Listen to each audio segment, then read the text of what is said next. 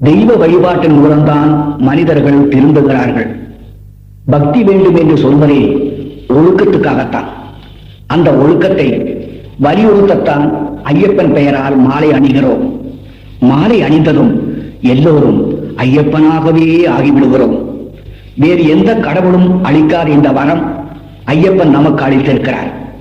நாம் கடவுளான பிறகு தவறு செய்யக்கூடாதல்லவா? இதை நாம் ஞாபகத்தில் வைத்துக் கொண்டால் போதும். அதற்கு எல்லோரும் கட்டுப்பாட்டுடன் இருக்க வேண்டும். கட்டுப்பாட்டுடன் இருந்தால் பக்தி தானாகவே வந்துவிடும். மாலையின் மகிமையால் வருடத்துக்கு ஒருமுறை நம் உள்ளத்தையும் உடம்பையும் சுத்தமாக வைத்துக் கொள்ளும் வாய்ப்பை நாம் இழந்துவிடக் கூடாது.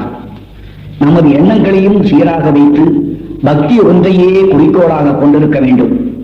கட்டுப்பாடுகளும் பக்தி மார்க்கமும் தான் நாம் நல்வாழ்வு வாழ வழிகாட்டும்.